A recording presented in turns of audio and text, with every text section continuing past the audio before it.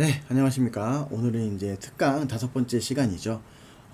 이제 1강, 2강, 3강, 4강이 손해서 형사 시험과 관련된 내용이었다면, 이 마지막 차시는요, 여러분들 실무상 이제 접할 수 있는 사건, 사고에 대한 어떤 솔루션이라든가 그런 것들을 이제 사례 위주로 소개시켜드리는 그런 시간을 가져보도록 하겠습니다. 저 제목은 제가 보통 이제 보험대리점이라든가 아니면 뭐 다른 외부 특강, 보험사 특강을 나갈 때 실무상 특강을 요청받으면 이제 그것을 알려주마라는 컨셉으로 하고 있는데요. 제목은 그냥 손해사 형사가 실무상 접하는 사건 사고 제대로 마스터하기. 부제는 그것을 알려주마라고 제가 한번 정해봤습니다. 자, 먼저 이제 뭐 부끄럽지만 제가 셀프 소개를 좀 해볼게요. 이윤석 손해사 형사고요. 개그맨 이윤석과 이름이 똑같습니다. 저는 일을 2004년부터 했어요. 그래서 그때 이제 대학교 4학년 2학기 때부터 시작을 했었고요. 그때 이제는 뭐 말 그대로 이제 맨땅에 헤딩이었죠. 그래서 뭐 알려주는 사람이 뭐 회사 내부에서 이렇게 막 뭐 손사 업계가 막 이게 잘 알려주고 이러진 않아요. 그러다 보니까 쫓아다니면서 배우고 약관 보면서 공부하고 암기하고 사례 찾아보고 뭐 자격증 공부도 하고 뭐 이렇게 했었습니다. 그래서 강의 및 경력사항은 일단 제가 갖고 있는 자격증은요, 손해사 형사 신체와 제3종 갖고 있고요, 도로교통사고 감정사, 개인보험심사역, 보험사고 조사 분석사, 종합자산관리사 갖고 있고, 그 다음에 또 빠진 게 있나요? 종합자산관리사? CK1위 있네요. 언더라이터인데 그건 안 적어놨네요. 그 다음에 국민대학교랑 서울사이버대학교에서 현재 겸임교수라고 있고, 이지패스코리아에서 강의를 했었고, 한국금융보험학원에서도 손해상사 시험 강의를 하고 있습니다. 그래서 손사 이제 준비하시는 분들을 많이 보고 있는데, 강의를 하고 있고, 그다음에 꿈전사라고 해서 혹시 그 FP를 직업으로 갖고 계시는 분들은 꿈을 전하는 사람들, 꿈전사 밴드를 좀 아실 텐데요. 그 밴드에서 이제 전담 손사를 맡고 있습니다. 그리고 FP 클라우드라든가 FM 코리아에서 강사를 맡고 있기 때문에 가끔 뭐 기업체 공급되는 온라인 교육에서 저의 얼굴을 보시면서 화들짝 놀라는 경우도 있을 거예요. 그래서 가끔 있는데 하고 있습니다. 그 다음에 이력은 제가 지금 국민대학교에서 박사과정 수료했고요. 학부도 국민대에서 법을 나왔고, 석사는 경영했고, 그 다음에 박사는 금융보험 경영하고 있습니다. 그리고 중부대학교에서 보건대학원 박사과정 재학 중입니다. 그래서 얘는 수료해서 지금 논문 심사 중이고요. 열심히 다니고 있어요. 토요일마다 8시간 수업합니다. 토요일마다 여러분하고 비슷해요. 토요일만 되면 아침 10시부터 저녁 7시까지 앉아 있습니다. 앉아서 수업을 풀로 8시간 듣고 있어요. 그래서 앉아서 듣는다는 게 얼마나 힘든지 잘 알고 있어요. 잘 알고 있고, 그래서 좀 재밌게 해보려고 해서 노력을 하는데, 또 너무 또 재미만 추구하다 보면 무슨 뭐 시답자는 농담 떠먹기나 하고 있느냐, 냉큼 진도나 빼거라 라는 말들이 좀 나오다 보니까 또 이제 적절히 그 배합하는 걸 나름 노력하고 있습니다. 현재 법률사무소 상정에서 소속돼서 손해선서를 활동하고 있고요. 여러분들이 아실 만한 부분은 이제 판교 환풍구 사고 혹시 아십니까? 옛날에 걸그룹 보다가 환풍구 무너져가지고 여러 명이 죽거나 다치셨죠. 16분이 사망하시고 그 2배 정도 해당하는 분들이 부상을 입으셨는데, 그 사건에 제가 참여를 했습니다. 그래서 손해성 했었고, 그 다음에 파주에 있는 아텍스 화재 사고가 있었는데요. 거기서 이제 공장 폭발하고, 그 다음에 2명 돌아가셨죠. 그래서 거기서 이제 손해성 감당을 했었습니다. 그래서 뭐 핸드폰 번호는 제가 외부 기업체 강의 때 있다 보니까 번호 올려놨는데요. 보통 이제 많은 분들, 특히 이제 실무 계시는 분들이 뭐 고객의 어떤 사건 사고와 관련돼 가지고 궁금해하시는 경우가 많더라고요. 그러다 보니까 그 FP 분들이 이제 연결하시는 분이 손사인 경우도 있지만 손사가 아닌 그냥 직원인 경우도 있어요. 그래서 뭐 여러분 말을 듣다 보면은 부작용들이 있는 경우도 가끔 있습니다. 그래서 저 같은 경우도 이제 보험대리점이나 설계사분들한테 연락을 받아가지고 사건을 해결하고 있는데, 그래서 이제 거기 나갈 때 이제 출강할 때 핸드폰 번호가 있다 보니까 제가 각색하면서 이렇게 이렇게 본의 아니게 들어가게 됐네요. 어쨌든 번호는 이렇고요.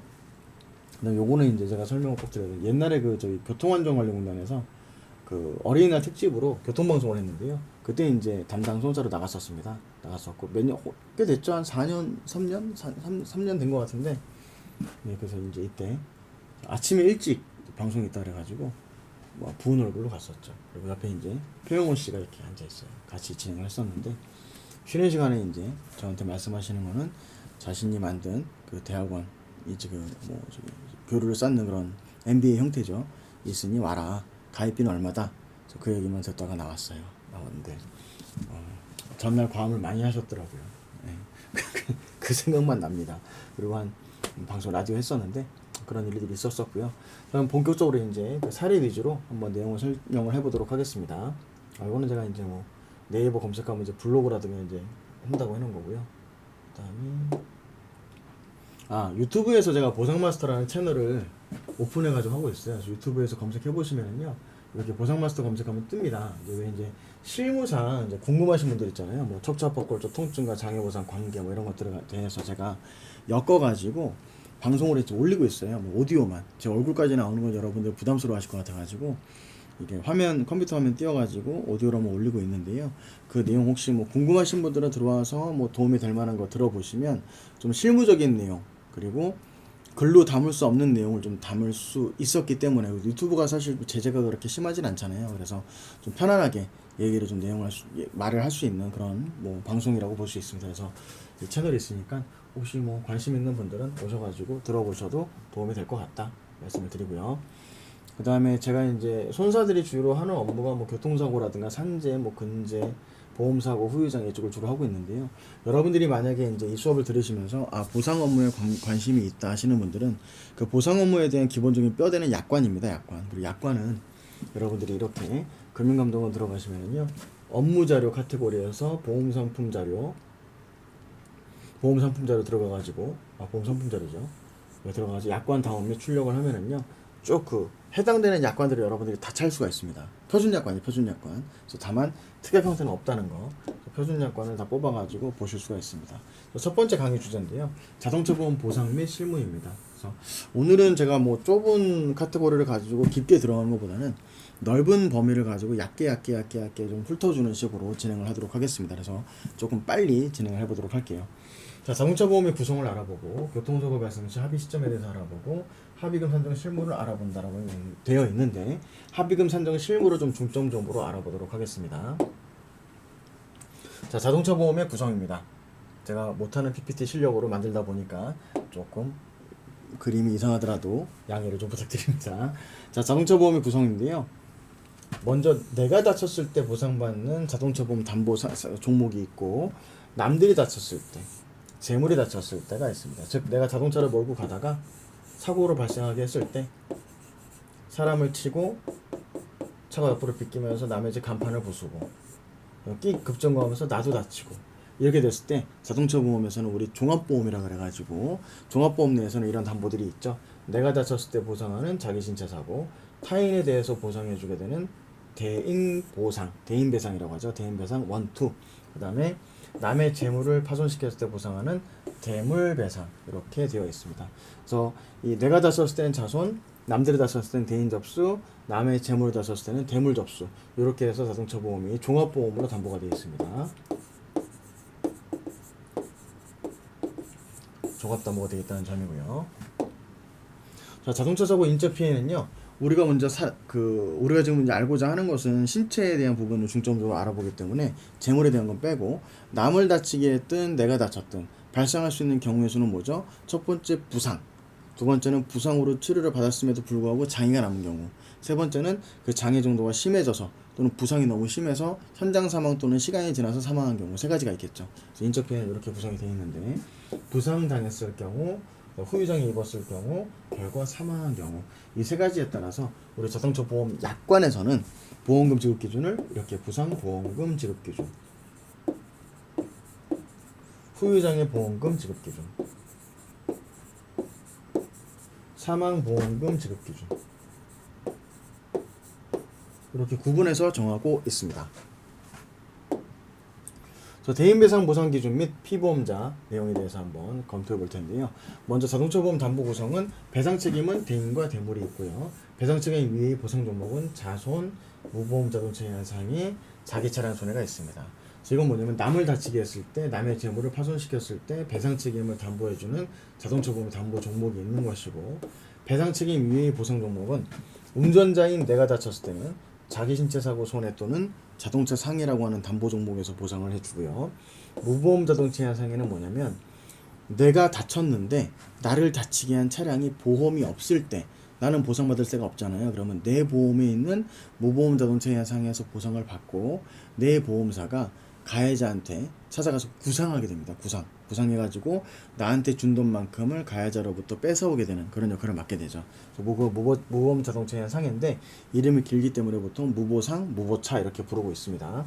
그 다음에 자차는 자기 차량 손해라고 해가지고요. 사고가 났을 때 내 차가 파손되는 경우도 있겠죠. 남의 재물을 파손시킬 수도 있겠지만, 그래서 내 차가 파손된 걸 보상해 주는 걸 자기 차량 손해라고 합니다. 그래서 자동차 종합보험이라고 하면은 여기에 다 들어있는 걸 자동차 종합보험이라고 하죠. 그래서 배상 책임도 담보하지만 배상 책임 이외의 보상 종목도 종합적으로 보상한다. 그래서 자동차 보험 종합보험이라고 합니다.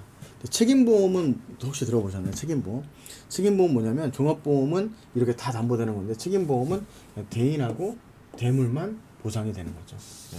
그 이외에 자손, 무보상, 자차 이런 건 없습니다. 그리고 책임보험은 대인 원만 보상되죠. 대물도 의무보험 한도까지 3천만 원까지만 보상이 됩니다. 책임보험과 종합보험은 이렇게 구분이 되고 있다. 여러분들이 좀 알고 계시면 좋을 것 같고요. 자, 교통사고 합의금 산정 실무 바로 알아보도록 하겠습니다. 자, 경상 합의금 산정 실무를 사례를 통해서 알아보도록 할게요. 사실 경상은 저희 같은 손사들의 업무 영역은 절대 아닙니다. 아니지만은 경상 합의 사례를 제가 여쭤보는 이유는 왜 그렇다? 그만큼 질문이 무지하게 많다는 겁니다. 항상 제가 이제 지금 2004년부터 했으니까 그래도 꽤 오래 했잖아요. 19년이니까. 이제 항상 전화 오면은 이제 목소리만 들으면 솔직히 감이 와요. 이제 딱 들어봤을 때 여보세요? 이러면서 꼭 그런 분들은 휴일에 전화하거나 밤늦게 전화하세요. 아니면 아침 일찍 전화하셔가지고 상담받을 게 있다. 내가 몸이 정말 사고가 나가지고 안 아픈 데가 없다. 안 아픈 데가 없는데 그래서 막 보험사에서 내가 뭐 안 아픈 데가 없다 보니까 일도 못하고 손해가 막심한데 보험사에서 말하는 합의금이 말도 안 된다. 꼭 이렇게 레파토리에 나와요. 그럼 제가 아 그러십니까? 어디가 어떻게 불편하시죠? 물어보면은 아 뭐 수술하셨나요? 아니요. 그럼 어떻게? 그럼 여기저기 팔이 잘 안 움직이고 다리가 잘 안 움직이고 허리도 좀 뻐근하고 아프고 머리가 너무 어지럽고요. 먹어도 자꾸 속이 미식거리고 이렇게 얘기들을 막 하세요. 그래서 물어보죠. 진단 2주인가요? 뭐 아니요. 2주요. 또는 아니요. 3주요. 이렇게 말씀들을 하세요. 즉 보통 이제 2주에 3주면 염좌거든요. 염좌. 그래서 경상입니다.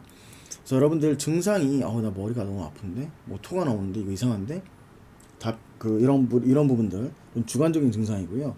의사가 객관적인 검사를 통해 가지고 나오는 그 진단을 가지고 보상금을 측정하고 하는 것이지 2주지만은 나는 머리가 더 어지러우니까 더 받아야 돼. 이건 없습니다. 왜냐하면 그분이 머리가 더 어지럽다는 건 입증할 방법이 없어요. 입증할 방법이 없기 때문에 이거는 무조건 진단서에 있는 2주면 2주, 3주면 3주라고 하는 경상분들은 2주, 3주 이 진단 주수를 보고 잘라서 구분해가지고 보상을 해주고 있습니다. 내용 보시면은요, 2017년 1월 1일 갑돌이 교통사고 발생, 골절은 없고 2주 진단 나왔습니다. 2017년 1월 1일 갑돌이가 교통사고 발생했고 골절은 없고 2주 진단이 나왔을 때 어떻게 합의금이 산정이 되느냐? 자, 소득이 300이고 과실이 없다고 가정해 볼게요. 그럼 우리 보통 2주면은요 염좌 정도 나옵니다. 염좌면 약관상 상해 등급을 매길 때 병명에 따라서 상해 등급을 매게 돼 있어요. 그러면 염좌라고 하는 병명은 약관상 12급에 해당이 됩니다. 그럼 어느 약관이든 똑같습니다. 자동차 보험 약관에서 12급이면 위자료가 15만 원입니다. 그리고 일주일 입원했다고 보고 이 기간 동안에 월급을 받지 못했다면은 1 기준으로 보상하기 때문에 300만 원 기준으로 30일 나누면 10만 원이죠. 그럼 이렇게 됩니다. 10만 원에다가 일주일 입원했으니까 7일. 그럼 70만 원이죠. 70만 원에 약관에서는 70만 원을 휴가급에 다 주는 게 아니라 85% 주게 돼 있어요. 그럼 15% 왜 빼나요? 물어보시면 이 15%는요. 생계비 쪽으로 뺍니다. 즉 이 휴업손해라고 하는 이 항목 자체는 사고로 인해서 입원하거나 해서 수입이 감소가 생겼을 때 보상을 해주는 건데요. 사고가 없었다 하더라도 내가 받는 소득 중에서는 사고와 무관한 밥값, 옷 사 입는 돈, 뭐 전기세, 관리비 이런 것들이 들어간다고 보기 때문에 사고와 무관하게 지출이 예정되어 있는 비용을 빼야 된다. 그래서 15%를 공제합니다. 그리고 85%만 보상한다라고 약관에서 규정하고 있습니다. 그럼 소송 들어가면 어떻게 될까요? 소송에서는 100% 다 줍니다. 그리고 소송에서는 무급이든 아니든 월급을 받았다 하더라도 주도록 되어 있습니다. 하지만 2주 진단 받았는데 요거 하나에 대한 차이 때문에 소송을 걸 수는 없겠죠. 그래서 모두 약관으로 가고 있습니다. 그럼 계산해 보면 소득 300만 원에 대한 게 세금 신고가 됐을 때 일당이 10만 원이니까 7일에다가 85% 하면은 59만 5천 원 나옵니다. 그러면은 부상보험금에서 지급할 수 있는 건 위자료하고 휴업손해에서 합계 74만 5천 원이라고 하는 금액이 산정이 됩니다. 자, 그러면 여러분들이 여기 먼저 설명 다시 드릴까요? 5,500원 이때 여러분들 궁금하실 거예요. 왜 그렇죠? 우리 뭐 고객은 2주 나왔는데 150 받았다는데, 우리 고객은 2주 나왔는데 200만 원 받았다는데, 3주 나왔는데 300만 원 받았다는데 너무 적은 거 아닙니까? 예, 적죠. 맞습니다. 근데 왜 차이가 날까요? 왜 차이가 날까요? 그래서 2주 나왔는데 얼마 받아야 돼요? 물어보면은 제일 난감한 게 기준대로 하면은요 그 돈이 안 나와요, 여러분. 기준대로 하면 그 돈이 안 나오고, 그럼 왜 어떻게 그 돈이 맞춰지느냐? 향후치료 비리를 맞추기 때문에 그렇습니다. 즉 일주일 2주 나왔는데 일주일만 입원했으면 일주일 더 입원해도 되겠죠? 그럼 하루에 입원할 때 일당이 한 7만 원 정도 한다 치면은요, 병원비가 7일 먼저 땡겨주면 49만 원이 붙습니다. 권한이 붙고요. 플러스 2주 동안 입원 치료 끝나고 나서도 치료가 다 끝났다고 볼 수는 없고 통원 치료 받을 수도 있겠죠. 즉 향후 치료비라고 하는 게 붙습니다. 이 향후 치료비는 사실 대중 없습니다.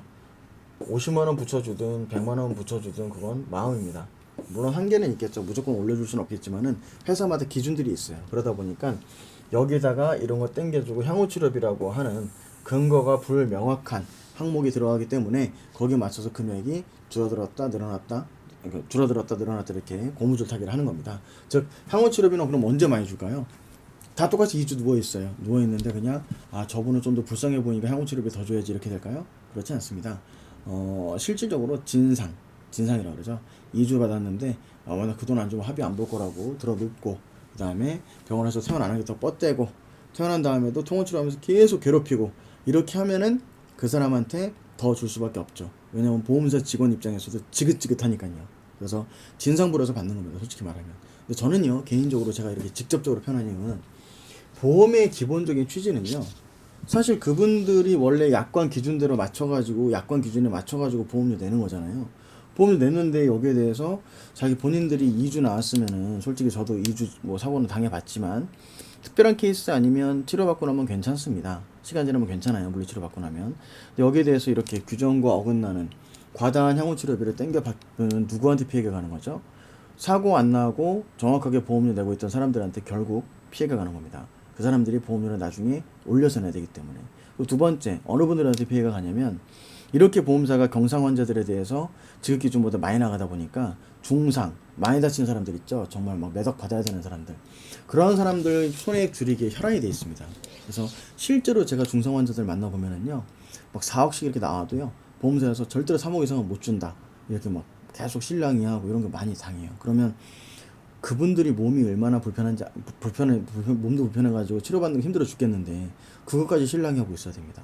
사실 몸이 많이 다친 분들이 본인들이 걱정 없이 치료받고 보상받을 수 있도록 만들어 놓은 게 자동차 보험 아닙니까? 그래서 저는 이렇게 경상을 입었는데 이걸 더 주고, 그것 때문에 손해율 조절해야 되기 때문에 중상 환자들에 대한 합의금을 더 후려치려고 하는 이런 관행의 원인은 여기에 아주 많이 있다고 생각해요.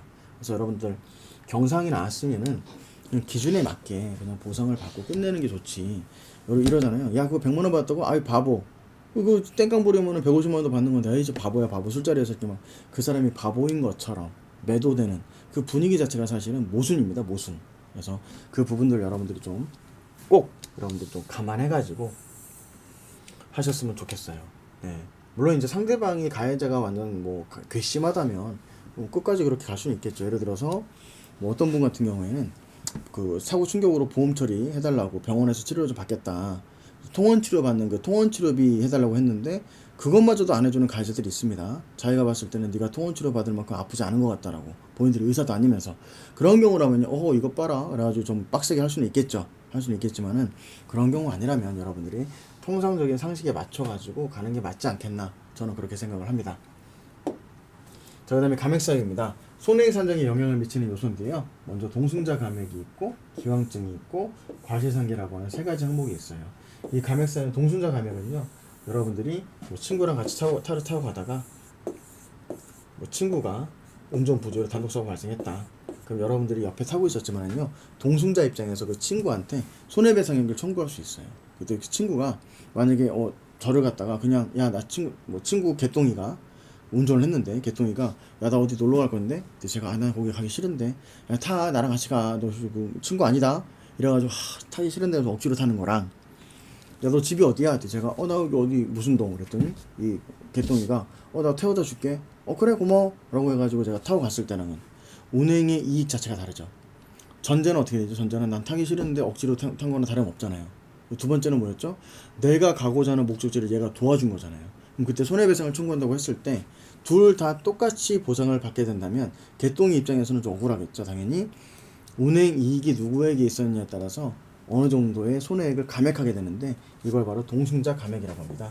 이렇게 동승자 감액이 있으면 감액을 하게 되고, 기왕증, 허리 디스크가 터졌는데 원래 허리가 좀 안 좋았다라고 한다면 원래 안 좋았던 부분만큼을 빼고 보상하게 되는데, 이걸 기왕증이라고 합니다. 그래서 기왕증도 감액사에 해당이 되고, 과실상계, 예를 들어서 횡단보도를 안 건너고 횡단보도 직원을 건너다가 사고가 났을 경우에는 통상 10% 정도의 감액이 들어가거든요. 이때 과실상계가 적용이 될 수 있습니다. 그래서 손해산정에 영향을 미치는 요소는 뭐 소득이라든가 장애 정도도 있겠지만은, 이처럼 감액사유, 과실을 포함한 감액사유도 손해산정에 영향을 미치고 있다는 점 알아두시길 바라고요.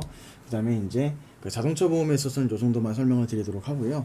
후유장애 개정 내용을 좀 보도록 하겠습니다. 이 후유장애 개정 내용은 어떤 거냐면, 우리 재산보험에서, 개인보험에서 말하는 후유장애 특약이 있어요. 개정 내용 몇 가지가 있었는데요. 먼저 눈 2018년 4월 기준으로 개정이 됐고, 눈, 코, 쉴거나 말하는 기능이 있어서 먼저 개정이 좀 있었습니다. 그래서 굉장히 세분화시키면서, 코는 예전에 코는 이제 냄새 못 맡는다 그래가지고 청구하는 경우 되게 많았는데, 그 냄새 못 맡는다고 검사하는 게 사실 그 부탄올 펜이라 그래가지고 악취나는 거 있어요. 이렇게 코에 대가지고 암모니아 나는 거 맡았을 때 되게 자극적인 향이 있거든요. 그래서 그거 대놓고 맡을 수 있어요, 못 맡아요 이렇게 해가지고 못 맡는다 그러면은 그럼 못 맡는 걸로 인정 이렇게 했었어요. 그러다 보니까 돈 받으려면 솔직히 뭔 짓을 못 하겠습니까? 그래서 꾹 참고 눈물 줄줄 흘리면서 냄새 안 난다고 이렇게 얘기해가지고 청구하는 사례도 좀 있었어요. 있다 보니까 코의장애는 냄새 못 맡는 게 후각신경이 문제가 있는지 확인이 됐을 때 지급하겠다라고 됐습니다. 우리 코 안에 보면 코털이 있고, 그 안쪽에 들어가면요, 이 위쪽에 이제 머리 쪽 넘어가면서 이 관 안에 이렇게 육모들이 있어요. 털들이 있는데 그게 모두 신경이거든요. 그래서 그 냄새를 맡았을 때 그 신경들이 자극을 받아가지고 여기 때려주는 겁니다. 자극을 때려주면은 내 머리에서 그 냄새를 인지하는 과정을 통하기 때문에 후각신경 확인이 됐을 때 지급하겠다라고, 코의장애는 좀 기준이 좀 더 강화됐죠. 까다롭게 됐죠. 그래서 척추는, 디스크는 근전도 이상이 있었을 경우에 기본적으로 인정하겠다라고 해서 까다로워졌고, 족추, 골절 같은 경우는 생리전 방법을 공지하고 준다고 내용이 좀 추가됐습니다. 그 다음에 귀하고 추상은 10대 11 이상 차이 시 신경검사를 해가지고 귀 장애를 인정하고, 추상은 성형수술 후만 인정한다고 되어 있어요. 추상장애는 뭐냐면은요, 이렇게 만약에 차를 타고 가다가 사고가 나가지고 유리가 팍팍 날아가가지고 얼굴에다 긁혔어요. 그럼 어떻게 되죠? 긁혔으면 이게 추상이라 그래가지고 개인보험에서는 추상장애를 인정하고 있는 기준이 있었습니다. 근데 이제 문제가 뭐였냐면, 흉터가 있는데 성형수술을 하면 좀 옅어질 수도 있는데 성형수술 안 하고 현 상태에서 추상을 청구해가지고 받는 사례들이 있다 보니까 보험회사에서 무조건 성형수술 받은 다음에 그 다음에 추상을 청구해라 라고 규정을 바꿔버렸어요. 근데 이건 사실 보험회사가 지적받고 지탄받고 비난받아야 마땅하죠. 여러분들 그 병원 생활 해보신 분들은 다 이렇게 말씀하세요. 수술 한번 받고 하잖아요. 그럼 더 이상 수술 받는 거 정말 생각도 하기 싫어해요. 병원 냄새 맡는 것도 싫어합니다. 근데 그런 분들한테 추상이 이렇게 생겨가지고 반은 이게 쭉쭉 찢어지면은 꼬매잖아요. 꼬매고 나서도 한동안 얼굴도 못 움직이고, 조금 움직여도 막 벌어지고 피나고 힘들어 죽겠는데, 그 과정을 어렵게 거쳐가지고 왔더니 이제 와서 추상 청구하려고 하니까 성형수술 또 하래요. 청구하고 싶으면. 그거는 제가 볼 때 개인보험에서 돈 받고 보험금 주기로 했으면 약정된 거에 대해서 그 수술을 강요한다는 자체가 저는 이해가 안 되거든요. 그러면 예를 들어서 당뇨 수치, 간 수치 높아가 수술 못 받으면요, 받지 말란 소리입니까? 그거 아니잖아요. 그래서 이거는 좀 문제가 있다. 하지만 이미 약관이 바뀌었고 인가를 받아서 사용을 하고 있기 때문에 이걸 번복하기는 사실 대단히 힘듭니다. 그래서 약관 규정에 따라서 갈 수밖에 없다라는 것이고, 기타 장애는 정신계통 장애를 세분화시켰고 흥복부 장애는 범위를 한정하면서 준용 장애 자체를 없애버렸어요. 좀 없애버렸고 좀 범위가 줄어들었죠 사실은.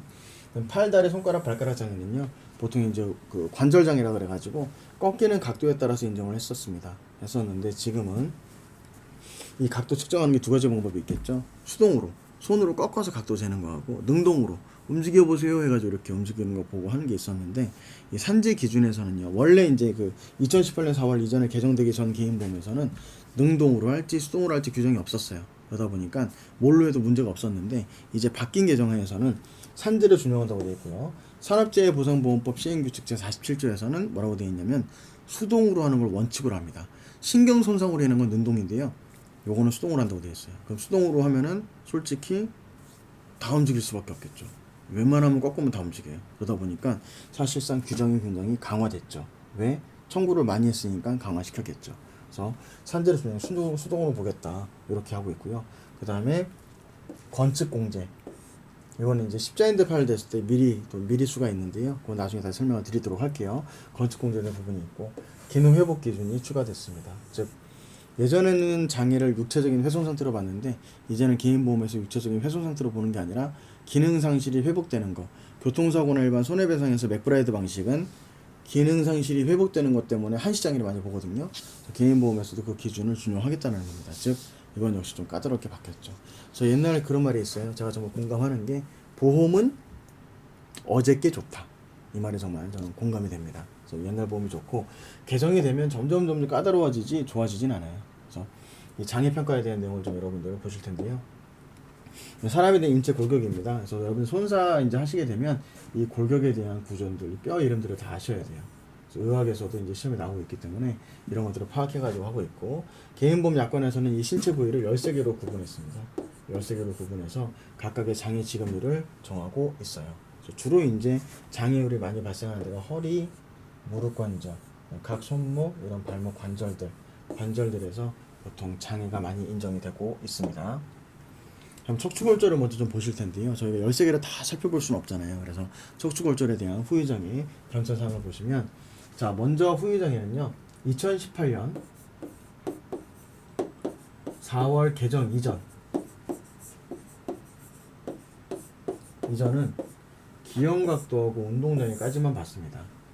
네, 봤는데 압박률에 대한 장애가 2018년 4월 이후에 추가됐습니다.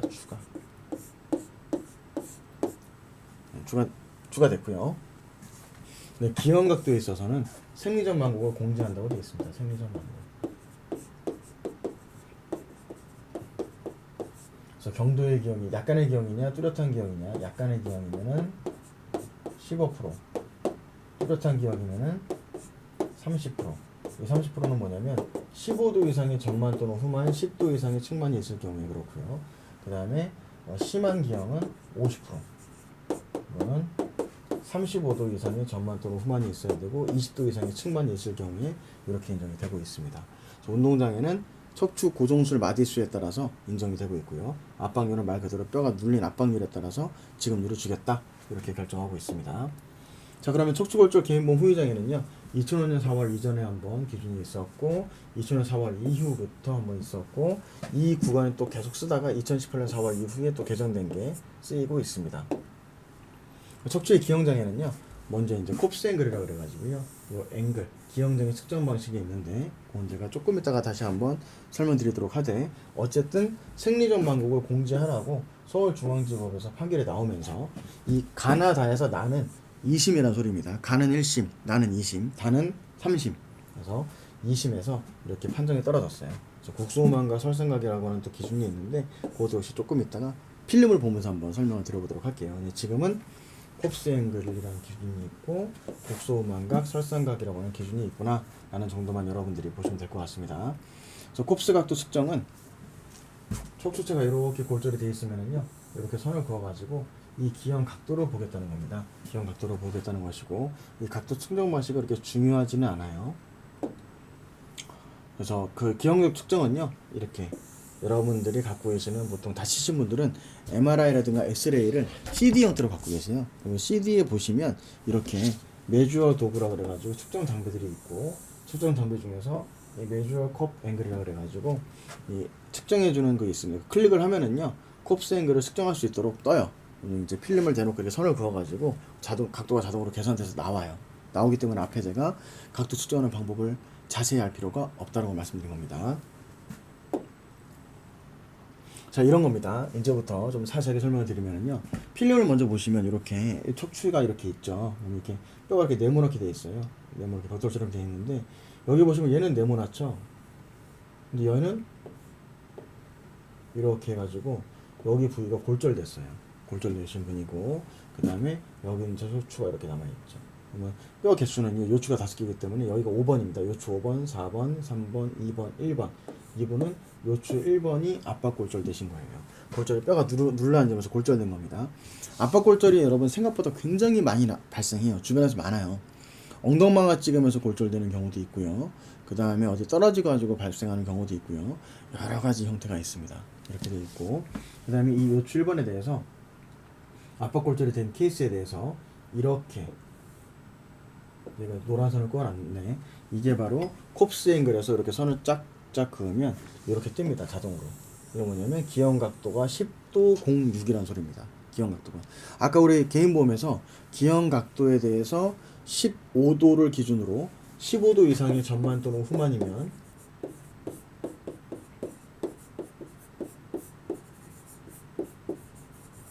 지금 일이 30%라고 했잖아요. 15도가 안 되죠? 그럼 경도의 기형인 15%. 안 되니까 15%가 인정이 되는 겁니다. 근데 사실 각도를 측정하는 방법은 생리전 방법을 제가 아까 말씀드렸잖아요. 생리전 방법을 공제한다는 건 이런 겁니다. 척추뼈가 옆에서 보시면 이렇게 비스듬하게 내려가죠. 이거 뭐라고 하죠? 우리는 S자라고 하죠. S자 형태. 그래서 척추를 S자라고 많이 표현을 하고, S병원도 있더라고요. S자 형태로 표현하는데, 즉 척추체가 일렬로 딱 서 있는 게 아니라 원래 이렇게 후만, 전만 이런 식으로 이제 휘어져 있는 게 있어요. 있는데 이때 각도 나왔을 때 이 각도로 전부 인정해 버리면 원래 휘어져 있던 만큼은 인정하지 않은 거 아니냐, 그걸 감안했어야 되는 거 아니냐. 그래서 원래 휘어져 있던 각도가 몇 도였는지를 봐가지고 여기서 그 각도를 뭐 5도면 5도를 빼겠다는 겁니다. 그럼 뭐 5도 이렇게 나오겠죠. 그러면 원래 휘어져 있던 각도는 어떻게 측정하느냐? 이분이 사고 전날에 어떻게 귀신같이 알고 엑스레이 찍었던 거 아니면 알 방법이 없잖아요. 그래서 이런 경우에는 통상적으로 의사들이 논문을 통해서 발표한 자료들이 있습니다. 조사해 보니까 평소 요추 1번 기준에서는 생리적 망곡이 몇 도 정도 되더라.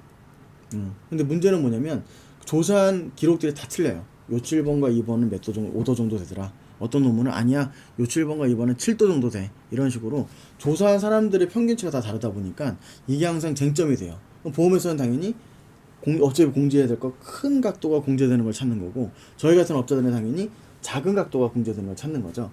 그렇게 해가지고 인정이 되고 있습니다. 그래서 생리전 방법에 대한 게 항상 쟁점이 되고 있고 그렇게 부딪히고 있어요. 그래서 이렇게 측정을 한다는 거 여러분들이 좀 참고를 하셨으면 좋겠고요. 척추골절 압박률은 어떻게 측정하느냐? 자, 압박률은 이렇게 요추 1번이 골절됐으니까 골절되지 않은 척추체의 앞면과 밑에 또 바로 밑에 있는 면에 대한 기록, 그 길이를 합계를 냅니다. 얘하고 얘를 합쳐요. 안 다친 거 합쳐가지고 나누기 1을 하면은요, 얘가 눌리기 전 높이가 나온다고 봐요. 네. 근데 눌린 높이가 몇이다 그러면 요거하고 원래 높이로 추정되는 거하고 눌린 높이를 비교해가지고 퍼센트를 매기면 압박률이 나오겠죠. 그래서 이제 29.27과 31.18을 더하면 60.45입니다. 그러면 얘 뼈가 골절됐기 때문에 골절되기 전에 평균치는 나누기 1을 해가지고 30.225였을 것이라고 보는 겁니다. 근데 지금 남아있는 게 25.71 남아있으니까 30.225에서 25.71 남았으면은 85% 정도 남아있는 거잖아요. 그럼 당연히 15%가 눌렸다. 이렇게 압박률을 계산하게 됩니다. 자, 그 다음에 척추 압박 골절에 대한 사례인데요. 사고 내용은 자택 내에서 추락했어요. 보시면 이게 3층이고 2층 내려가는 계단입니다. 사다리예요. 집이 이렇냐고요? 네, 집이 이렇게 돼 있어. 저도 깜짝 놀랐는데 3층 그 주택에 사시는데 3층에서 2층으로 노모에 식사를 나를 때에는 몇 년 동안 이렇게 사다리를 통해 가지고 왔다 갔다 하셨더라고요. 그래가지고 내려오다가 예, 추락하셨어요. 사다리에서. 근데 사람이 아무도 없어가지고 허리 통증이 있는 채로 그대로 이제 누워 계셨어요. 소리만 지르고 살려달라고. 그다음 이제 아드님이 오셔가지고 뒤늦게 발견하고 병원에 가서 검사를 했더니 흉추 11번 압박골절 진단을 받으신 거예요. 그래서 보시면은요, 이렇게 흉추 11번이 MRI에서 골절된 걸 볼 수 있습니다. 모양이 고르지가 않죠. 그래서 약간의 기형장애 15%고 뚜렷한 기형장애 30%고 15도 이상의 전후만, 10도 이상의 측만. 그래서 이 경우에는 이제 15도 30%가 되는 것이고, 심한 기형장애는 35도 이상의 전후만과 20도 이상의 측만이 있을 경우에 여기에 해당이 되는데, 그러면 이 기형 각도를 측정해 가지고 몇 도에 해당되는지를 봐야겠죠. 이렇게 측정하든가, 또는 이렇게 측정하든가, 또는 이렇게 측정하든가. 이 측정 방법에 따라서 각도도 달라지겠지만은 2018년 4월 이전 계약에서는 어떤 방식으로 측정을 해야 한다는 내용이 없기 때문에 이 경우에는 어떤 방법으로 하든 여러 가지 방법으로 해서 가장 유리한 쪽으로 주장해도 되는 케이스였습니다. 그래서 이분 같은 경우에는 이렇게 보시니까 2층 높이에서 떨어지면서 머리 부딪히고 등 뒤 가슴에서 충격받아 내원을 했다라고 이 의무 기록을 통해서 사고 내용을 확인합니다. 먼저 그 다음에 진단서를 통해 가지고 흉추 11번과 12번이 골절됐다는 거를 확인을 하고요.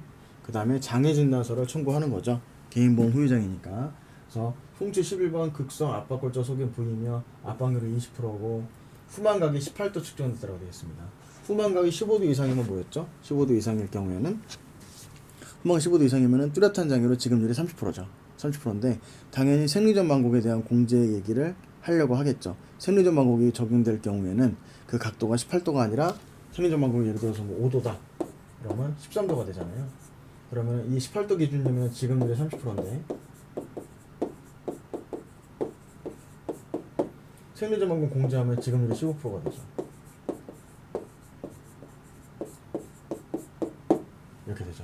차이가 나, 2배 차이가 나버리죠. 당연히 보험금을 주고자 하는 쪽에서는 지급률을 낮추는 게 일이니까 생리전 망곡을 그만큼 잡아가지고 많이 빼려고 할 것이고, 당연히 보험금을 받고자 하는 쪽에서는 생리전 망곡이 5도가 아니라 2도다, 3도다 이렇게 얘기함으로써 지급률 30%를 다 받으려고 하겠죠. 그래서 요게 이제 항상 분쟁이 됐던 사례였고, 그렇게 해가지고 처리가 됐습니다. 처리는 어떻게 했냐면 찾아보니까 생리전 망곡이 보통 한 마이너스 4도 이상은 되더라고요. 14도인데 측정을 하는 방법에 따라서 1, 2도 차이가 있을 수가 있잖아요. 그래서 15%를 다 줄여서 받기보다는 조정을 한 거죠. 30% 우리가 청구한 게 있고 얘네들이 주장은 15%고 하니까 조정해서 22%, 23% 이런 식으로 합의 조정을 했습니다. 합의 조정을 했던 그런 케이스였고요. 그래서 단체 보험 1억 있었고 뭐 개인 보험 이렇게 있었는데 30%면 6천만 원이었고 조정을 했다라는 것이고, 자 그다음에 업무 중 사고와 척추 압박골절에 대해서 말씀드려볼게요. 자 공사를 하다가 이렇게 추락하는 사고를 당한다면, 추락해가지고 보통 많이 다치는 데가 어디냐면요, 이렇게 떨어지면 엉치부터 다치면서 허리를 다치는 경우가 많고요. 다리부터 지지게 됐다, 지지하게 됐다면 뒤꿈치를 먼저 다치는 경우가 많습니다. 그래서 종골골절 또는 이렇게 허리골절이 많이 발생을 하죠. 자 그럼 요추 1번 압박골절 이제 상해를 입으셨어요. 이거는 추락하셔가지고, 자 역시 개인보험에서는 이제 고정했을 경우에는요, 운동장애를 이렇게 봅니다. 고정한 마디수에 따라서 이게 4개면은 40%, 고정한 게 3개면은 30%, 고정한 게 2개면은 10% 이렇게 따지고 있어요. 그러면 약간의 운동장애, 뚜렷한 운동장애, 심한 운동장애 40%가 되어 있는데요. 기어도라든가 핀 제거 여부를 두고 보험회사랑 항상 쟁점이 있습니다. 왜냐하면 이분 같은 경우에는 지금 하나, 둘, 셋, 넷, 5개를 묶었잖아요. 그러면 지급률이 40%였어요. 40%. 그러면 1억짜리 기준으로 40%니까 4천만 원 줘야 되죠. 또 문제는 뭐였냐면 이분은 1년 후에 핀을 제거한다라는 말이 나왔던 거죠. 그러면은 보험회사 입장에서는 핀이 들어가 있을 때 그때 40%를 준다고 되어 있는데 4개 이상 묶었으면은 핀을 제거한다고 하면 핀 제거 후에는 핀이 안 들어가 있으니 운동장애가 아니라 그냥 기형장애로 봐야 된다. 그러면은 많이 나와야 30% 정도일 것이다. 이렇게 이제 예상을 하고 주장을 하는 거죠. 거기서 또 이제 쟁점이 되고 싸움이 붙게 되는 겁니다. 그래서 또 골밀도도 좀 여러분들 보셔야 되는데요. 자, 골밀도 보시면 이분 같은 경우에는 보통 T스코어를 많이 보십니다. 그래서 T스코어를 항상 확인해 봐야 되고, 이분 같은 경우에는 골밀도가 어떻게 되느냐, 이건 BMD는 체질량 지수입니다. 그래서 영 어덜트 T스코어 0.4, 그 다음에 Z스코어 0.8 나왔잖아요. 그러면 T스코어는 0.49. 골다공증 검사에서 T스코어가 문제가 있으려면 마이너스 2.5 이하면 골다공증으로 봅니다. 그래서 저희도 이제 차트를 볼 때 이분이 딱 골밀도 검사도 봐야 되겠죠. 기여도를 선정해야 되니까 골밀도 검사를 봤는데 T스코어가 0.4네? 이런 뭐죠? 정상.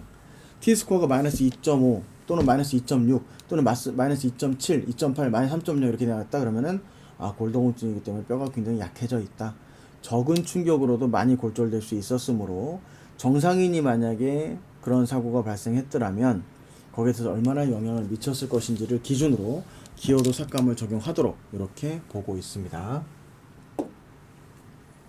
그래서 요추 압박골절을 이분은 이제 수술했던 경우인데요. 아까도 이제 수술했던 거 보셨잖아요. 5개 묶었는데 최대 운동장애 지급률이 40%니 40% 청구했던 사건이었고, 요추 입안 압박골절 이분 같은 경우에는 이렇게만 묶었어요.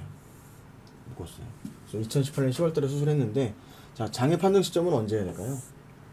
보통 6개월 봅니다. 2019년 4월 정도가 되면 할 수 있었는데, 이분 같은 경우 수술을 또 늦게 하셨어요. 사고는 2018년 1월달에 나셨는데 수술을 2018년 10월달에 하신 거예요. 그러면 청구는 원래 약관 기준상 그 장애 청구 시점은 사고일로부터 6개월이거든요. 그럼 2018년 1월달에 사고 났으면 원래 6개월이니까 7월달에 했었어야 돼요. 근데 못하고 계시다가 10월달에 수술을 했어요.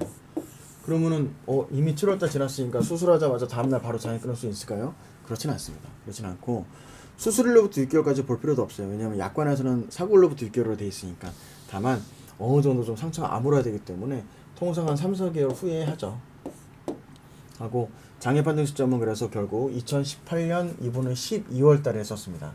그 장애율 기준이라든가 기형이나 운동장애에 대해서 말씀을 드린다면, 이분은 지금 운동장애 고정을 했으니까 두 개 묶었을 때는 지급률이 10%입니다. 운동장애 지급률이 10%예요. 근데 만약에요, 여기 뼈 이렇게 골절된 거 보이시죠? 이렇게 돼 있는 거. 그러면 이 핀을 만약에 없다고 치고 얘에 대한 기형 각도를 따진다면은요, 경도의 기형이 15%예요. 자, 기형 각도로 본다면은 15%가 될 수 있고 수술한 걸로 본다면 10%밖에 안 되는 거예요. 자, 그러면 둘 중에서 어떤 걸 줘야 될까요? 보험사는 당연히 고정을 했고, 고정해서 약관에서는 수술했을 경우에 운동장애로 따지도록 되어 있으니 두 개 묶었을 경우에 10%가 맞다라고 주장을 했죠. 하지만 약관에서는 운동장애하고 기형장애 있을 때 운동장애 측정 가능하면 기형장애는 무조건 안 된다는 건 없어요. 뭐냐면 운동장애와 기형장애가 있으면은 둘 중에 큰 거를 줄 수 있도록, 비교해서 큰 거를 줄 수 있도록 열려 있습니다. 물론 큰 거를 주도록 한다라는 명시적 규정은 없어요. 운동장애와 기형장애에 대해서 큰 거 주도록 명시적 규정은 없지만 약관의 해석 흐름을 보면은요, 여기에 대해서 작성자는 보험사가 있고 또 운동장애 측정되면은 기형장애 따지지 않겠다, 보지 않겠다는 규정이 없다면 당연히 없는 내용에 대해서는 가입자한테 유리하게 해석해야 되겠죠. 그래서 이걸 작성자 불이익의 원칙이라고 그러는데, 이 원칙에 따라 가지고 측정을 한다면 당연히 높은 걸 줘야 됩니다. 그래서 15% 보시면 10%가 아닌 15%로 장애 진단을 받았고 거기에 따라 가지고 보험금을 지급받았던 그런 사례였죠. 그래서 결국 15% 1억짜리였으니까 15% 해가지고 1,500만 원 지급됐던 그런 사례였습니다. 자, 그 다음에 일반 상해와 척추압박골절입니다. 이거 좀 독특한 케이스인데요. 자, 보시면은 척추 이만큼 남아있는 겁니다. 없어지다시피 했죠. 그 허리가 보통 이렇게 서 있어야 되는데 이번 지금 이렇게 되어 있는 겁니다. 심각하죠. 엄청나게 많이 눌렸습니다.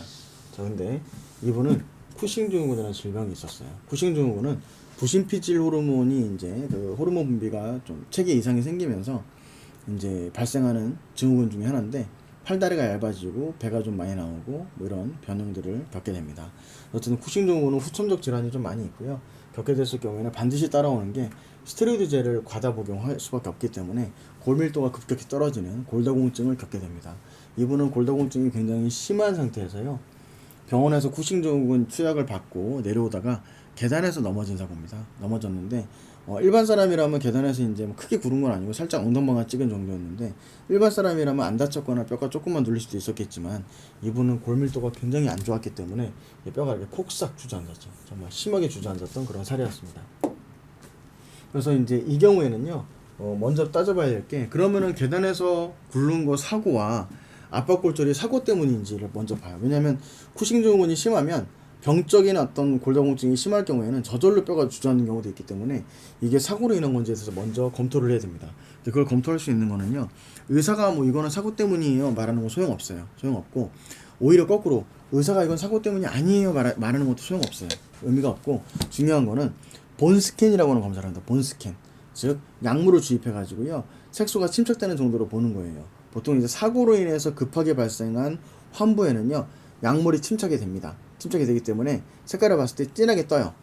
근데 만약에 사고와 무관하게, 이번 사고와 무관하게 옛날부터 발생했던 거다라고 한다면 색소가 그냥 지나가 버려요. 그럼 침착이 안 돼 있겠죠. 찍어봤을 때 색깔이 안 보여요. 이런 거거든요. 이번 보시면 흉추 쪽에 침착되어 있는 거 보이시죠? 골반 쪽도 보이시죠? 흉추 쪽이랑 골반 쪽에 이렇게 색소가 침착돼서, 비교적 사고로 인해서 이분이 비교적 최근에 발생한 골절이구나 라는 거를 확인할 수가 있습니다. 그래서 치료병원에서는 아예 검사를 거부했어요. 그래서 치료병원에서 뭐라고 했냐면요, 그냥 병적 골절이다, 외상과 관계없다, 이렇게 얘기했어요.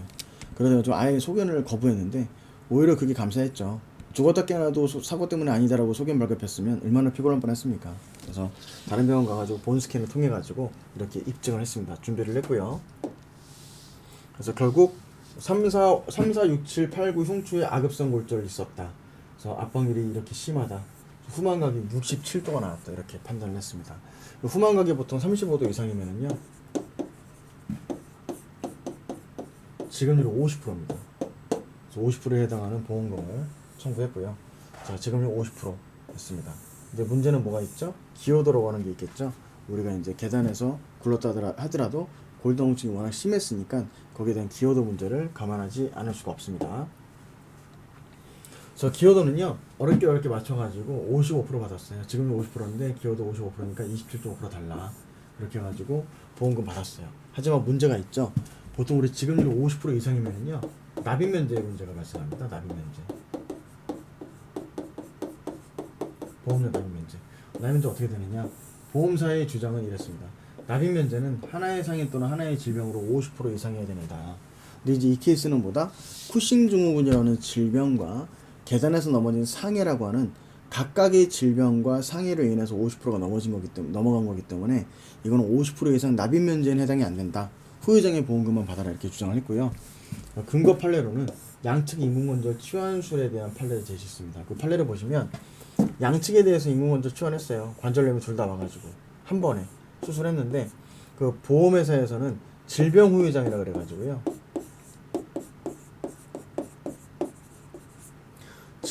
이것도 역시 질병장애 50% 이상이면은 특약에 따른 보험금을 주는 게 있었습니다. 근데 이 인공관절이 30%거든요. 지금은 바뀌었죠, 20%로. 근데 그 당시에 30%였어요. 그러면 합치면 60%잖아요. 50% 넘어가니까 청구한 거예요. 근데 보험사에서 뭐라고 얘기했냐면, 아니야, 50% 이상 납입 면제는 하나의 상해 또는 하나의 질병으로 인한 거여야 되는데, 이 관절염 자체는 각각의 질병이잖아. 하나의 질병으로 볼 수 없지. 예. 왜냐면 하나의 오른쪽 관절염이 왔다고 해서 반드시 왼쪽도 관절염이 오는 게 아니지 않니? 그래서 하나의 질병이 아니야 라고 주장했고, 가입자 입장에서는 무슨 소리야, 어쨌든 관절염이 발생해서 둘 다 동시에 수술 받았는데 하나의 질병으로 봐서 이거 줘야지 라고 얘기했었어요. 그래서 대법원까지 가가지고요, 소비자가 보기 좋게 깨졌습니다. 보험사가 이겼어요. 왜냐면 이거는 여기가 발생했다고 해서 반드시 얘가 오는 건 아니지 않느냐. 그래서 하나의 질병으로 볼 수 없다. 각각의 질병으로 각각 30% 발생했으니까 50% 이상 특약에는 해당하지 않는다. 30% 주고 말아라. 이렇게 판단이 됐던 겁니다. 그래서 그 판례를 가지고 보험회사에서는 각각의 사고니까 못 주겠다, 이렇게 납입 면제 인정 못 하겠다, 이렇게 얘기를 했어요. 근데 이제 거기에 대해서 다른 판례가 또 있습니다. 다른 판례가 있었는데, 이분 같은 경우에는 화물차 주차 후에 천막 점검을 위해서 쭉 작업을 하다가 추락을 했는데 시력에 장애가 남게 됐어요. 그 시력 장애가 남게 됐고, 근데 시력 장애 있기 전에 이미 두 눈 모두 백내장으로 백내장 적출술 및 좌안은 왼쪽 눈은 인공수정체 삽입술을 시행했고, 수술의 시력은 0.2 정도였어요. 즉 원래 시력이 되게 안 좋은 상태에서 이번 사고로 시력을 잃게 됐죠. 그래서 사고에 대해 소유장애 보험금을 청구했는데, 보험사 측에서는 과거 백내장 적출술을 시행한 장애가 발생한 부분의 기여도를 감안해서 기여도 공제하면 지급률이 80% 미만이라는 이유로 80% 이상 후유장애 보험금 지급을 거두겠어요. 즉 양한 실명의 100%인데요. 80% 이상인 경우 고도 후유장애 보험금을 주는 사례가 있었어요. 특약이 있어요. 특약 후유장애 특약이 있었는데 여기에 대해서 100% 청구했으니 보험회사가 아니다. 기존에 아팠던 거 빼야지. 기여도 감안하면은 뭐 쭉쭉 빼면 한 50% 빼줘야 되겠어요. 그러면 50%밖에 안 돼요. 그렇다면 80% 이상 특약에는 해당이 안 됩니다라고 주장을 한 거예요. 그래서 여기에 대해서 어떻게 판단이 섰느냐. 여기서 결국 법원에서는 기여도 해석에 충실하게 해야 된다. 그래서 어디까지나 기여도 적용종 지급률이 80% 이상이면은 기여도 적용료가 80% 미만이라면 80% 이상 지급률에다 후유장애 보험금 지급 책임이 발생하되 지급보험금은 기여도를 감안하여 삭감 지급하도록 하는 것이 타당하다고 판단했어요. 즉 100%라면 일단은 80% 이상이 됐으니까 특약에 따른 보험금 지급 책임은 발생하되 기여도만큼만 삭감하라는 겁니다. 기여도 삭감. 우선 지급 책임은 발생하는 걸로 본 거죠. 그래서 이건 역시 이 사안 역시 그렇게 적용을 했습니다. 즉 50%에 해당하는 장애가 상태가 되는 건 명확해요. 그럼 보험사도 이견을 달지 못했어요. 뼈가 없어지다시피 했으니까. 그럼 이거는 일단은 납입 면제 해당이 돼요. 다만 기여도가 55%가 잡혔으니까 45%가 빠져야 되잖아요. 그럼 기여도만큼에 대한 것만 빼고 납입 면제가 적용되는 게 맞다라는 것이죠. 근데 사실상 내는 보험료에서 45%만 빼는 게 아니라 납입 면제는 걸리면은 다 면제고 아니면은 다 내는 거기 때문에 45%를 빼는 게 아니라 이 케이스는 특약이 걸렸다는 자체만으로 납입 면제가 돼야 되겠죠. 그래서 결론적으로 이렇게 납입 면제를 받았던 그런 사례였습니다. 쿠싱증후군으로 인한 외상 기여도 잡는 것도 힘들었지만은 잡고 나서 납입 면제까지 이어지는 것도 사실 쉽지 않은 과정이었는데 이분이 그 환자분이 30대 후 그 당시 맞았어. 저랑 동갑이었어요. 78년생 동갑이어가지고 그분이 30대 중후반에 쿠싱증후군이 갑자기 발생해서 회사 그만두시고 여러 가지로 되게 어렵게 계시더라고요. 그러다 보니까 제가 좀 도와드리고 싶다는 생각이 좀 강하게 들었고 사실 납입 면제까지는 저희 업무를 위임받지는 않았었는데 그냥 제가 좀 알아서 챙겨들었죠. 그래서 그런 사례였습니다. 자, 그리고 또 이어서 다른 사례 좀 보도록 하겠습니다. 이거는 이제 원인 불명의 이유로 사망한 경우라든가 이 보험회사와 소비자 간에 항상 이렇게 부딪히는 내용들이 보면은요 이렇게 원인 미상 사망이라든가 또는 암에 대한 부분들이 또 몇 개 있어요. 특히 직장 유암종에 대한 암 진단 및 청구라든가 그런 문제들이 있는데요. 이런 거에 대해서 한번 살펴보도록 하시죠. 자, 외상 원인 불명 사망이었습니다. 이건 어떤 내용이었냐면 이분은 이제 해장국집을 운영하시는 사장님이셨는데 아침에 이제 출근하기 위해서 출근 후에 이제 버스를 타고 가다가 그날 원래 내려야 될 정류장이 아닌 버스 CCTV 분석 결과 다른 정류장에서 내리셨어요. 내렸는데 그리고 그 길거리엔 CCTV가 없었습니다. 없다가 나중에 발견된 게 웬 편의점 앞에서 혼수 상태로 발견됐어요. 편의점 앞에 이제 쓰러져서 계셨고 좀 됐는데 병원에 이제 후송 후에 수술을 받았는데 이미 이제 머리 출혈량이 너무 많다 보니까 뇌사 머리가 죽었다라는 판정을 받았습니다. 그래서 뇌사 판정을 받고 보니까 이제 또 이분이 장기기증에 대한 동의를 하신 분이어가지고 장기기증 절차를 위해서 장기기증위원회를 통해 가지고 반나절 만에 이제 큰 병원으로 가서 장기기증 하려고 딱 열었는데 보니까 간에서 암이 발견됐어요.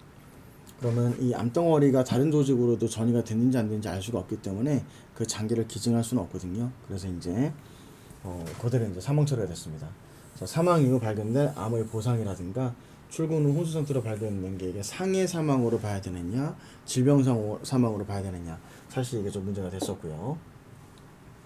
우선 이제 그 스토리에 대해서 말씀을 드렸으니까 결과를 먼저 말씀을 드린다면 우선 그 혼수 상태로 발견이 됐었고 머리 쪽에 골절이 있었기 때문에 이거는 외상에 의한 사망으로 봐야 된다라고 방향을 잡고 상해 사망으로 주장을 했습니다. 그럼에도 불구하고 보험회사에서 심사를 하고 주는데 주저주저 망설이는 이유는 이분이 고의로 본인을 해칠 목적으로 내려가지고 고의로 본인을 해쳤을 수도 있다는 가능성 때문에 얘네들이 조사를 하는 거거든요.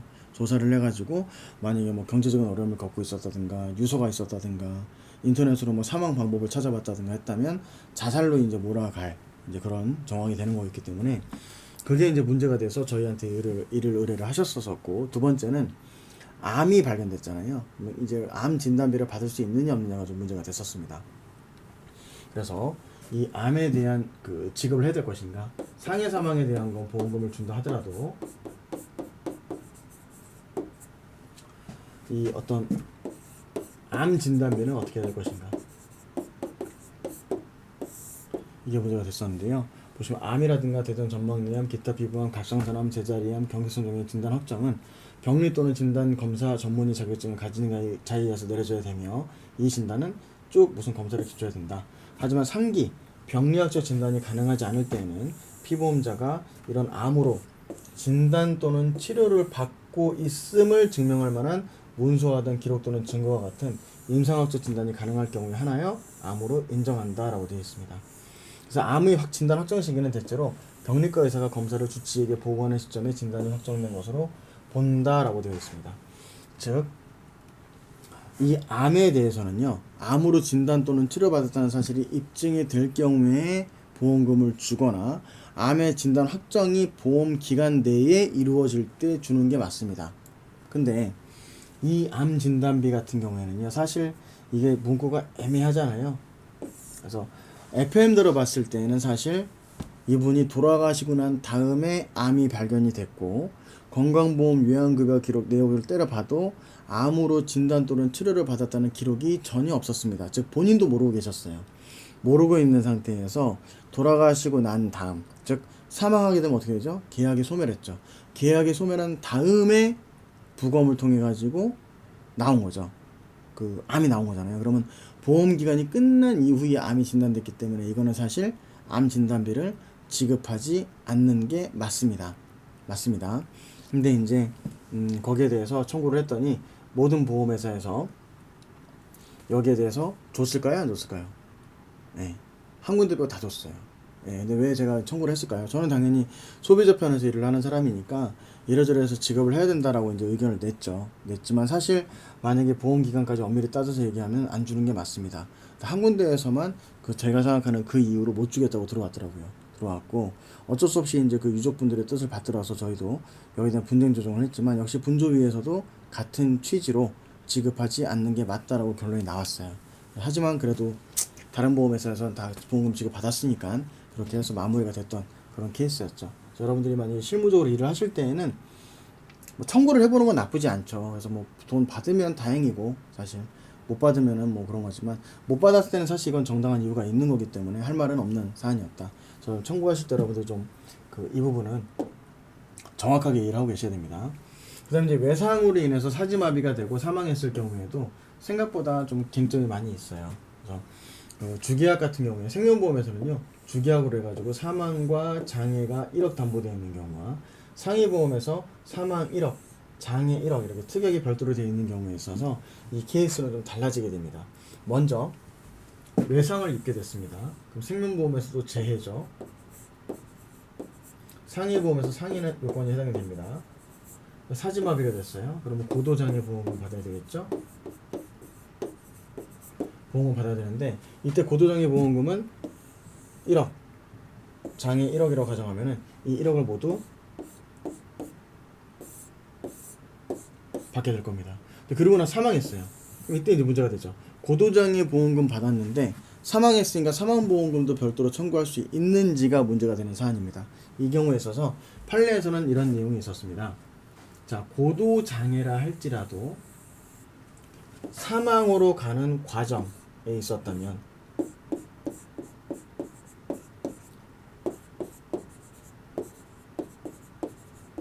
사망으로 가는 과정이 있었다면 이 경우에는 이 장애는 어디까지나 증상이 고착되는 거를, 더 이상의 치료로도 증상이 호전이 없는 고착 상태를 의미하는데, 이건 이미 장애가 아니라 사망으로 가는 과정이었으니 이 경우에는 장애보험금과 사망보험금 둘 중에 큰 걸 줘야 된다는 터널 이론을 주장한 판례가 있었습니다. 그러다 보니까 이 내용, 장애 상태가 고착이 되어 있는지 사망으로 가는 진행 과정인지에 대해서 보험회사에서 첫 번째로 많이 심사를 하고요.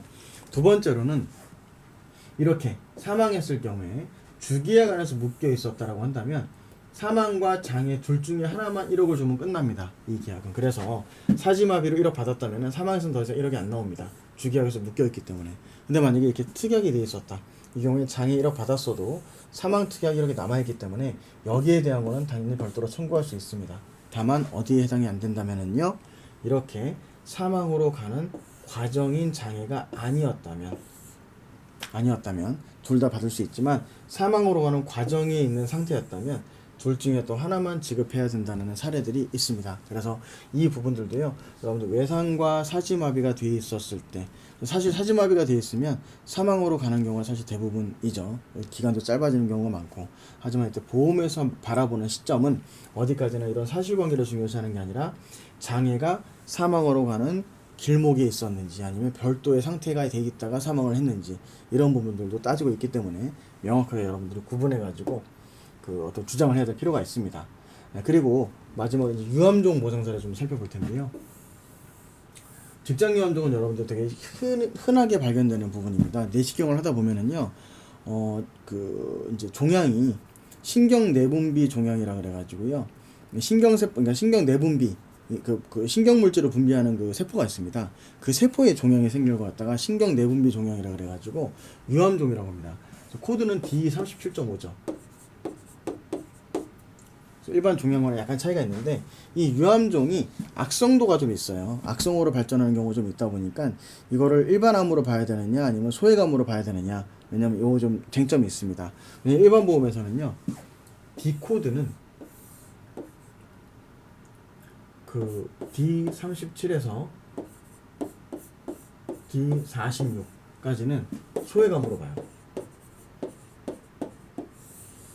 으로 봐가지고 얘는 일반암이 만약에 1억이다. 진단비가 1억이면 소액암은 뭐 1,000만원 이런 식으로 소액만 지급하죠.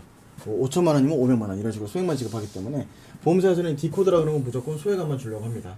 근데 사실 이 유암종에 대한 암 판단은요, 이 코드로도 보지만 형태학적 분류도 따집니다.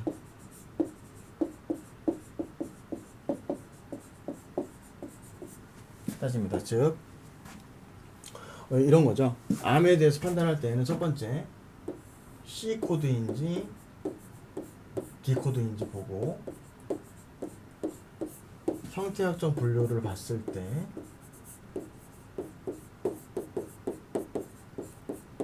즉 암의 어떤 종양의 성격을 봤을 때 얘가 악성인지 경계성인지 여부를 따지겠다는 겁니다. 따져가지고 C코드이면서 얘가 형태학적 분류로도 악성이라면 이때는 암보험금을 주겠다는 겁니다. 회사에서, 보험회사에서. 근데 이 악성도로 구분하는 기준은요, 형태학적 분류상 뒷번호가 슬러시 3에 해당이 돼야 됩니다. 슬러시 1, 슬러시 1, 슬러시 2, 슬러시 3, 슬러시 6, 슬러시 9 이렇게 있는데요. 슬러시 3에 해당이 돼야지만 이게 악성에 해당되는 거거든요. 그 경우에 보험금을 주겠다. 이렇게 되어 있습니다. 약관에서는. 그래서 이제 이런 유암종에 대한 사례가 쭉 이렇게 갔는데요. 이건 대법원에 있는 그 사건 내용입니다. 조사를 해보니까, 조직 검사를 해보니까 직장 유암종 크기는 0.4cm 정도였다. 절제면에 종양 침묵 소견이 없다는 내용의 조직 병리 검사 결과서를 작성하였다. 그 후 쭉 하면서 최종 병명을 직장의 악성 신생물, 즉 유암종이었는데 얘를 C20으로 진단을 기재했어요. 의사가. 아까 제가 말씀드렸죠? 유암종은 D37.5가 많다고. 근데 여기는 C20으로 기재했죠, 의사가. 왜 그랬을까요? 유암종은요, C코드로도 발급할 수 있고 D코드도 발급할 수 있는 게, 형태학적 분류를 보면은요, 얘는 슬러시 3에 해당이 돼요. 그레이드, 보통 대부분 이제 그레이드 1의 직장 유암종인데, 그레이드 1의 직장 유암종은 대부분 형태학적 분류상 슬러시 3으로 분류되어 있습니다. 그럼 형태학적 분류가 뭐죠? 얘는 성격이 악성이다. 이렇게 판단을 해버린 거죠. 악성이면 당연히 C코드를 줄 수 있는 거예요. 물론 이게 슬러시 3이니까 의사가 D코드 주면 잘못된 거야, 이건 아닙니다. 의사의 전적인 권한이기 때문에 C를 주든 경계성 D를 주든 어쨌든 형태학적 분류상 슬러시 3에 해당되는 건 맞고 여기서 C 주든 D 주든 그거는 의사 마음입니다. 근데 열의 8은 D코드로 주고 열의 한둘만 C코드로 주죠. 근데 이 의사는 C코드로 줬어요. 줬더니 보험회사에서는 뭐라고 했습니까? 이거는 디코드가 타당하다. 왜? 크기가 작다. 1cm 미만이고 혈관 침입도 없고 어디 뭐 전이 된 것도 아니다. 그래서 이거는 형태학적 분류 코드 슬러시 1을 부담해야 된다는 게 대한병리학과에서 발표한 논문에 있다 이렇게 주장한 거예요. 즉 한국표준질병 사회분류표상은 슬러시 3에 해당이 되지만 악성이지만 논문에서는 야 유암종을 슬러시 3으로 보기엔 얘가 크기도 작고 악성도도 낮으니까 얘는 슬러시 3이 아니라 우리 슬러시 1로 하자 우리 의사들아 이렇게 논문이 나왔는데 그 논문을 토대로 해가지고 보험사에서 이거는 슬러시 1이 타당하다 즉 악성이 아니다 그래서 소외감만 줘야 된다 이렇게 주장을 했던 거죠. 그래서 이제 어떻게 판결이 났냐면요 여기서는 법원에서 이렇게 봤죠.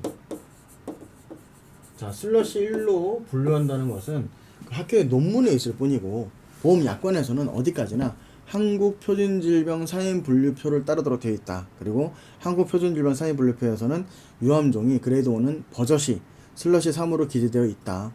그러므로 슬러시 3에 해당하는 한 그리고 C코드하고 D코드 중에서 의사가 D코드를 줬다 하더라도 C코드를 주는 의사도 있고 D코드를 주는 의사도 있는 등 의견이 분분하다면 당연히 작성자에게 불이익하게 해석해가지고 고객한테 유리하게 해석을 해야 된다. 그러므로 보험금을 줘라. 이렇게 판단을 했던 겁니다. 대법원에서 2차례나 그렇게 판단했죠. 하지만 그럼에도 불구하고 아직까지 보험회사에서 잘 안 주고 있습니다. 왜 그럴까요? D코드로 그러니까 이 두 가지 판례가 모두 D코드 그러니까 주치의가 C코드를 줬어요. 주치의가 C코드 줬는데 신체 감정에서는 D코드가 나왔거든요.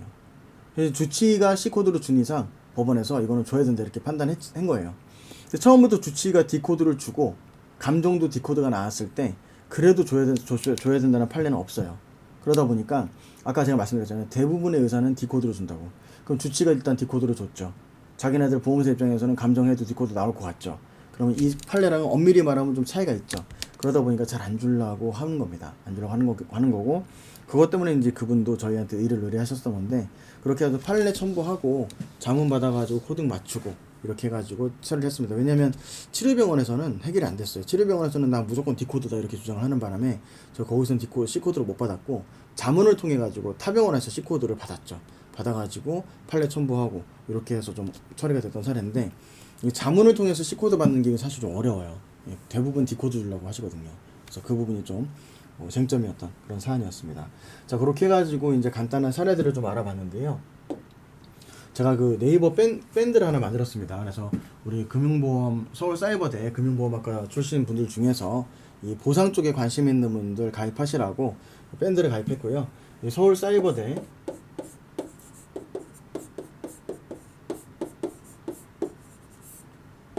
손사모라고 있습니다. 손사모. 손해사정사를 사랑하는 모임이라는 손사모라는 카페를 만들었거든요. 그러니까 밴드를 만들었거든요. 밴드 네이버 밴드 만들었으니까 밴드에 들어오셔가지고 손사모 검색하셔가지고 가입하시면 제가 이제 이거는 뭐 저희 뭐 정규 수업과는 무관하게 실무적으로 이제 궁금한 분께 있거나 아니면 뭐 실무적으로 뭔가 좀 뭐 안 풀리는 부분들이 있으면 서로 정보를 공유하고 말을 나누고자 하는 그런 공간입니다. 그래서 관심 있는 분들은 들어오셔가지고 뭐 저랑 활발하게 소통을 했으면 좋겠습니다. 자 그렇게 해가지고 오늘 사례들에 대해서 뭐 말씀을 드렸는데요. 궁금하신 분들은 일단 유튜브 제 채널 보상마스터 통해 가지고 뭐 찾아보셔도 되고요. 아니면 이렇게 밴드를 통해 가지고 저랑 또 소통도 하고 오프라인 통해 가지고 만날 수 있으면 만나서 같이 좀 얘기도 나눌 수 있는 그런 교류의 장이 됐으면 좋겠습니다. 여기까지 해서 손해상 특강 마치도록 하겠습니다. 자, 긴 시간 들어주셔서 감사합니다.